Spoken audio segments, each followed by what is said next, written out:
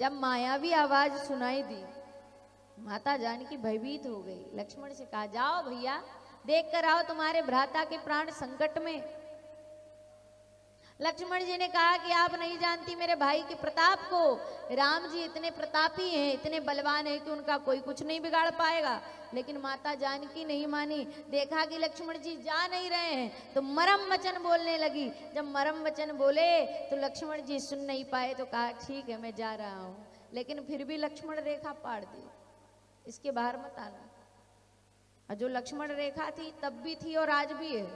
उस समय लक्ष्मण जी ने खींची थी लक्ष्मण रेखा, और वो लक्ष्मण रेखा आज भी खींची हुई है मर्यादा के रूप में। जिसने मर्यादा का उल्लंघन किया आज भी सीता का रण होता है।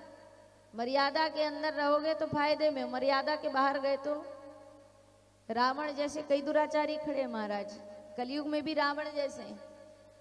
उस युग में तो एक रावण था, यहाँ तो अब हर घर में रावण। इतने राम कहाँ से लाओगे? अब तो हर घर में है रावण, इतने राम कहां से लाऊं? तो माता जानकी ने क्या कहा? मरम वचन, और उसी मरम वचन के कारण जानकी का हरण हो गया।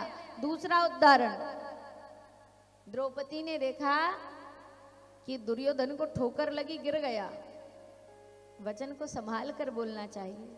कह दिया अंधे का पुत्र अंधा। बात बस इतनी सी थी। क्या कहा? अंधे का पुत्र अंधा। और उतनी सी बात पर कितना बड़ा विवाद हुआ। द्रौपदी को अपमानित किया गया, बड़ी सभा में खींच के लाया गया, बेइज्जती की गई। उसके बाद भी मन नहीं भरा। युद्ध हुआ कि नहीं महाभारत का? किस कारण से? केवल वाणी, बिना विचारे बोलना, इसके कारण कई घाटे होते हैं। सुनने से आज तक कोई घाटा नहीं। कोई हमें गाली दे रहा, अपशब्द कह रहा, कुछ मत कहो, सुन लो और वहां से चले जाओ। बाद में जिसने गाली दी है, अपशब्द कहा, उसको स्वयं पछतावा होगा कि देखो हम जिसको गाली दे रहे थे उसने पलट के जवाब नहीं दिया, हमने गलत किया जो उसको गाली दी। ये होता है कि नहीं? इसलिए बोलो, बोलने की आदत मत डालो, सुनने की आदत डालो। सबसे बड़ी बात सुनना। और सुनना कोई नहीं सीखा है कलयुग में, तो बिल्कुल नहीं, कोई नहीं सुनना चाहता। लेकिन सुनने का क्या फायदा, ये कहाँ लिखा? सुनने का फायदा अगर जानना है तो फिर हनुमान जी से पूछो। सुंदरकांड पढ़ा होगा। सुंदरकांड में पहली प्रारंभिक चौपाई लिखी है। क्या लिखी है? जामवंत के वचन सुहाए, सुनी हनुमंत हृदय अति भाए। किसी ने पूछा हनुमान जी को कौन से वचन थे जो अच्छे लगे, हमें तो बताओ। बाबा तुलसी ने कहा किष्किंधा कांड पढ़ो। अब उस व्यक्ति ने कहा एक बात बताओ, मैं बोल रहा हूं आप सुन रहे हैं, कितनी देर लग रही? तो बोले एक पल। इतने में दो कांड अलग अलग, किष्किंधा और सुंदरकांड। अरे जो जामवंत जी ने कहा, जो हनुमान जी को अच्छा लगा, या तो दोनों को किष्किंधा में लिख देना था या तो दोनों को सुंदरकांड में लिख देना था। बोलने और सुनने में एक पल का समय लगता है और उसमें दो कांड अलग अलग। एक किष्किंधा कांड में जो कहा वो पढ़ो, जो सुना उसके लिए सुंदरकांड पढ़ो। ऐसा क्यों किया बाबा? तुलसीदास जी मुस्कुराए और मुस्कुरा करके बोले कि यही बात तो तू समझ नहीं पाया कि जीवन में जब तक बोलते रहेगा तब तक जिंदगी में किष्किंधा कांड है, और जिस दिन से सुनना आरंभ कर दिया उस दिन से जिंदगी सुंदर कांड बन जाएगी। इसलिए सुनने का बड़ा महत्व। तो महाराज सुनने की आदत डालो। तो इधर जब उन्होंने आकर के कहा भगवान विष्णु ने कि आपने तो गलत किया जो इनको श्राप दे दिया, ऋषियों ने कहा कि कोई बात नहीं, आप अवतार ले लेना और इनका उद्धार कर देना। तो यही जय और विजय राक्षस बने। राक्षस बने तो ये रावण और कुंभकर्ण बने, जिनके उद्धार के लिए भगवान को राम अवतार लेना पड़ा। दूसरा कारण कि एक जलंधर नामक दैत्य था, राक्षस, लेकिन उसकी जो पत्नी थी ना, बड़ी पतिव्रता नारी थी।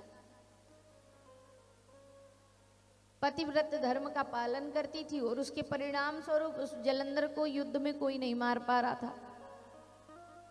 अब एक बार सारे देवता युद्ध करने गए, लेकिन सबके सब परास्त हो गए। तो गए भगवान विष्णु के पास, जाकर के कहा कि प्रभु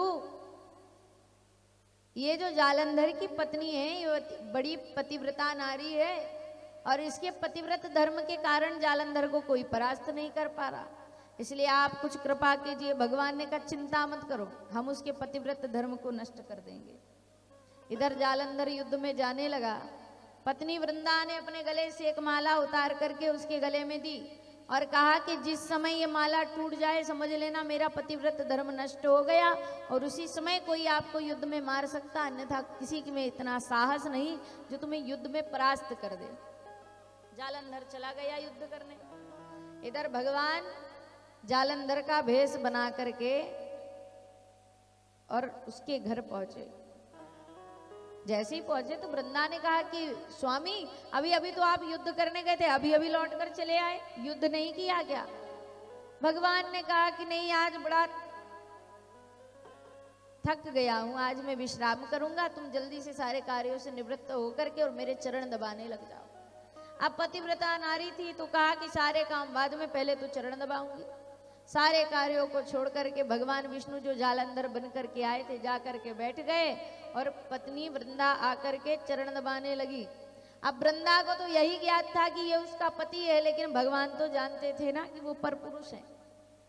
और जैसे ही परपुरुष को स्पर्श किया पतिव्रत धर्म नष्ट हो गया और उधर जालंधर युद्ध में मारा गया। और जब ये बात वृंदा को पता चली कि भगवान विष्णु ने और उसके साथ छल किया जिसके कारण उसका पति मारा गया, वृंदा को बड़ा क्रोध आया और वृंदा ने क्रोध में आकर के भगवान को श्राप दिया, तुमने मेरे साथ छल किया जिसके कारण मेरा पति युद्ध में मारा गया, जाओ मैं तुम्हें श्राप देती हूँ, तुम्हें मनुष्य अवतार में आना पड़ेगा और मेरा पति तुम्हारे साथ छल करेगा और तुम्हारी पत्नी का हरण करके लेके जाएगा।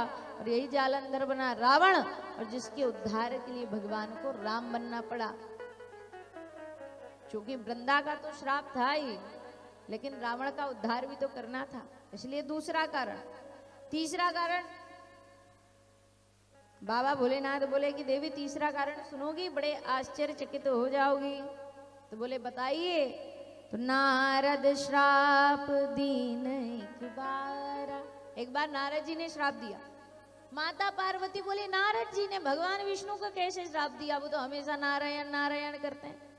बोले यही तो बात है कि एक बार नारद को बड़ा अभिमान हो गया इस बात का कि नारद एक बार घूमते घूमते पहुंचे कैलाश। कैलाश में उस स्थान पर पहुंचे जहां पर बाबा भोलेनाथ ने स्वयं कामदेव को परास्त किया था, कामदेव को जला करके भस्म कर दिया था। और तब से कामदेव से कह दिया था कि जब भी कोई व्यक्ति इस स्थान में आकर के तप करने बैठे तो 100 कोस दूर दूर तक तुम्हारी दृष्टि उस पर नहीं पड़नी चाहिए, तुम्हारे कामों के बाण का असर उस पर नहीं करेगा। और उस स्थान पे पहुंचे नारद जी ने जा करके लगा दी समाधि। जब इनको समाधि लगी तो इंद्र को भय हुआ, इंद्र ने कामदेव को पहुंचाया, कामदेव ने बाण चलाया, लेकिन शिव जी के कारण वो बाण वहां तक पहुंचे ही नहीं, कामों के बाण नहीं पहुंचे। तो नारद जी ने समाधि अपनी पूरी कर ली और जागे तो अब ये अहंकार हो गया कि हमने कामदेव को परास्त किया, अहंकार हो गया। और एक बार नारद जी किसके पास पहुंचे? स्वयं पहुंचे बाबा भोलेनाथ के पास। बाबा भोलेनाथ से कहा बाबा आपने सुना? बाबा भोलेनाथ ने कहा क्या सुना? आप नहीं जानते तीनों लोगों में चर्चा हो रही। कैसी चर्चा?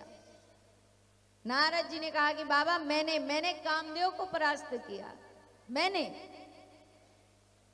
बाबा भोलेनाथ जान गए इनको हो गया है अहंकार। बाबा भोलेनाथ ने कहा देखो नारद, तुमने ये बात मुझसे कही तो कही, पर ये बात गलती से भी विष्णु से मत कहना। अब नारद जी को मानो ऐसा लग रहा है कि अभी तक कामदेव को जीतने वाले एक ही थे बाबा भोलेनाथ, इसलिए इनको ये बात बुरी लग रही कि हमने कामदेव को जीत लिया, ये हमसे जल रहे हैं। आदमी जब आपको अच्छे मार्ग पर लेके जाता है और कुछ कार्य करने से मना करता है ना, तो आज का आदमी भी यही कहता है वो हमसे जल रहा है, जल नहीं रहा, आपको मार्ग दिखा रहा है। तो बाबा भोलेनाथ ने कहा कि बात विष्णु से मत कहना। अब तो नारद जी ने कहा कि अब भी जाएंगे। नारद जी चले गए भगवान विष्णु के पास। भगवान विष्णु बैठे थे। अच्छा, नारद जी जब जाते थे ना बड़े सरल भाव से जाते थे, नारायण नारायण करते हुए जाते थे। आज जब गए तो आज जाकर के विष्णु भगवान की बराबरी से बैठ गए, गुरु की बराबरी से, भगवान की बराबरी से कभी नहीं बैठना चाहिए। गुरु की बराबरी से बैठने वाला आदमी नरक का भोगी बनता है। भगवान की बराबरी से भी नहीं बैठना चाहिए। जिस आसन में भगवान है उस पे आप मत बैठिए, नीचे बैठिए, वो हमारे लिए सर्वथा पूजनीय है। लेकिन आज नारद जी गए, जाकर के भगवान विष्णु के बाजू में बैठ गए और अब भगवान विष्णु से पूछ रहे हैं, प्रभु आपको कुछ पता चला? भगवान विष्णु तो जानते थे कि ये क्या बोलने आए, अंतर्यामी है, फिर भी कहा कि नहीं नहीं हमें तो पता नहीं चला। बोले अरे आप नहीं जानते? तो बोले आपने बताया ही नहीं। अरे मैंने कामदेव को परास्त किया। अब भगवान विष्णु जान गए कि इसके इस अहंकार को, नारद जी के इस अहंकार को अब मुझे दूर करना पड़ेगा, क्योंकि इन्हें अभिमान हो गया है। भगवान विष्णु ने कुछ नहीं कहा। भगवान विष्णु ने और भूरी भूरी प्रशंसा कर दी। अरे आपके लिए कोई बड़ी बात थोड़ी है, आप तो बचपन से ही बैरागी हो, आप तो नारायण नारायण कहते हो, कामदेव को जीत लिया, इसमें कोई बड़ी बात नहीं है। और नारद जी को लगा कि हाँ हमने जीता। नारद जी उठ करके चले।